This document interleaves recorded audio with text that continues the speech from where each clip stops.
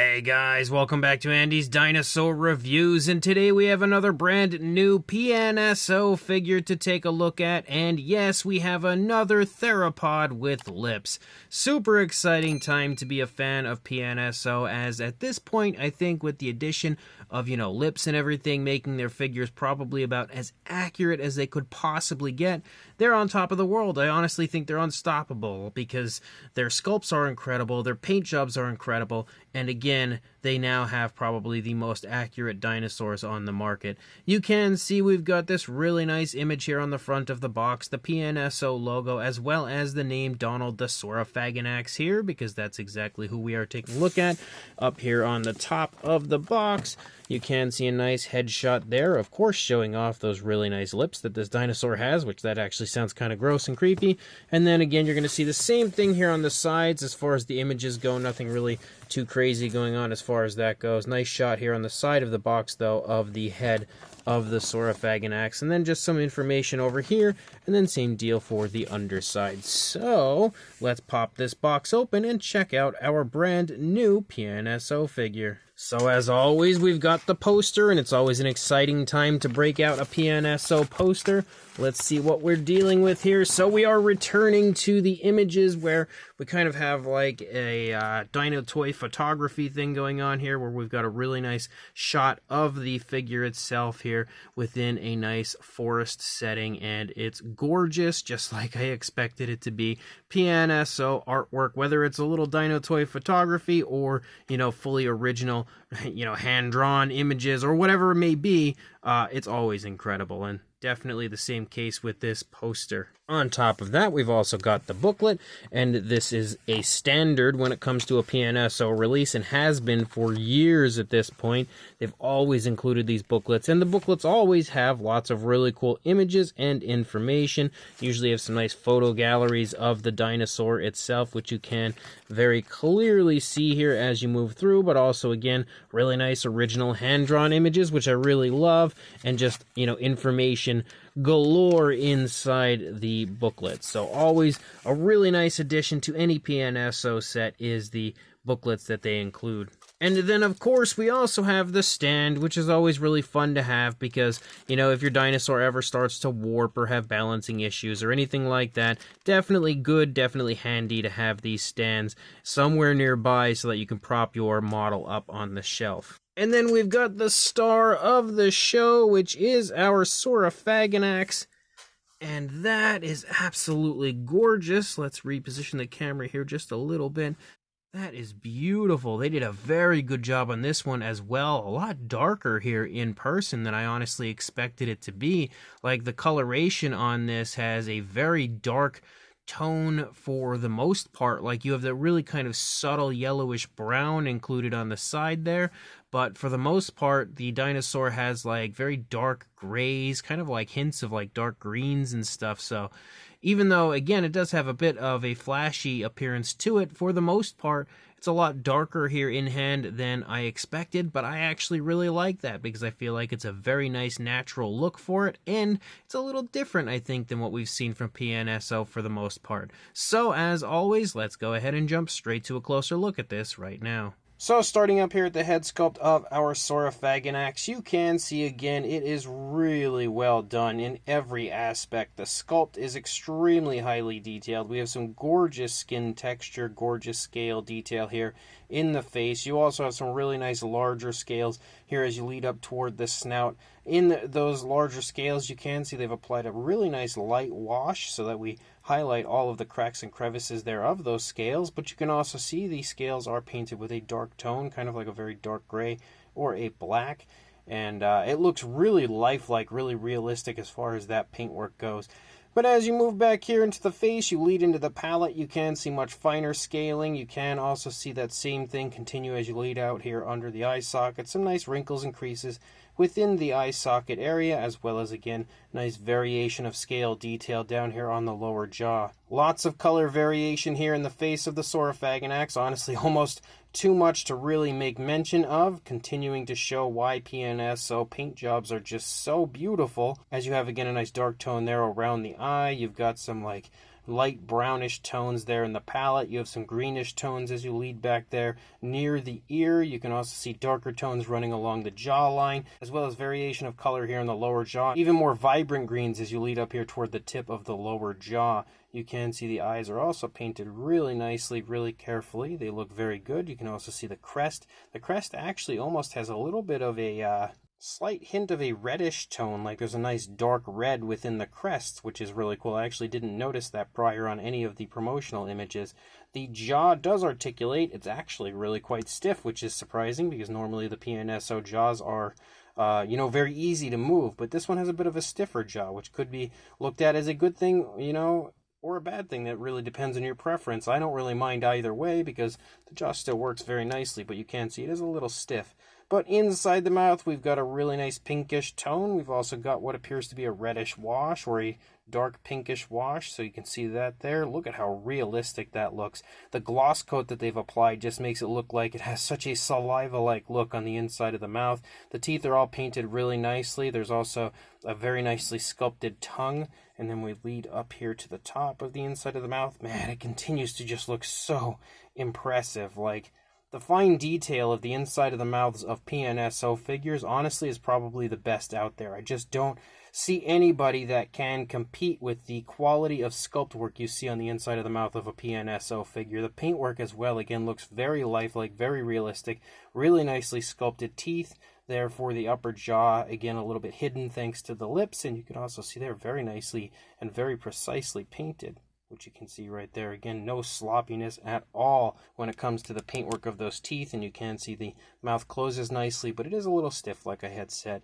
As you lead down here into the underside of the throat, you can see a little bit of a lighter tone here, but a very nice dark wash applied, really highlighting all of the scale detail and skin wrinkles here in the underside of the throat, leading down the course of the neck there. You can see a very nice transition as we lead up. Very cool, kind of a light striping effect, kind of like a squiggly striping that moves down through that variation of a brown. There's also greenish tones in there, the dark wash overtaking everything really smoothly, really nice and naturally, as well as, again, this darker tone up here on the top, which kind of looks like a gray, but kind of looks like it has a slight hint of green to it, so it's a pretty interesting tone of color. The scale detail continues to look exceptionally vibrant here as you move down the course of the neck, and you have tons of skin wrinkles and skin creases as you move down the course of the neck. You can see a slight right turn to the head and neck region of our Saurophaganax, but not any type of a dramatic turn, just a slight turn. As you move down here into the body a little bit further, you can really see how nicely highlighted those scales are in the shoulder area thanks to the dark wash that's been applied. But you can also see again just how subtle that striping looks as it moves down from that darker tone of the upper side of the dinosaur. It looks really cool. As you move down here into the arms, you can see some skin kind of creasing and wrinkling there behind the arm as the elbow kind of pushes into the body a little bit. You can also see a nice transition as you lead down into the hands as we darken to a dark gray. The fingers are sculpted beautifully. We also have some nicely painted nails with, if my camera would focus on it, kind of like a very dark gray, kind of like a pavement gray, but my camera did not want to focus on that point right there. But as you move back up into the stomach, you've got a few skin wrinkles and stuff right here in front of the leg, again in the stomach region, in front of the thigh. As you lead back up, you again see how crisp the fine detail looks on this. It is really, really nicely done. As you move back here, again, you can see more wrinkling and creasing in front of the thigh. You can also make out the hip bone as well as the spinal column here moving along the back.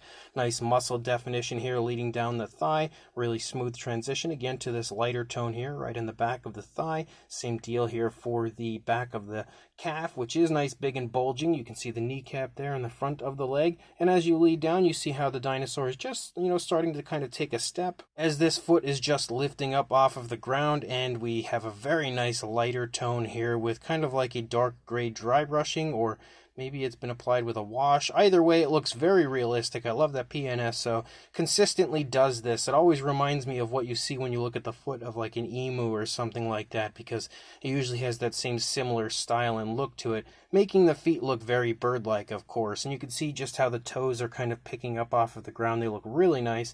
The nails are also nicely sculpted, again painted with that same dark tone we saw up there on the fingernails. You've got some nice scoots running down the front of the foot down into the toes, as well as some really nice nice scale detail here, some finer scale detail on the side of the feet. We've got the dew claw, which you can see back there, as well as the dew claw on the opposing foot.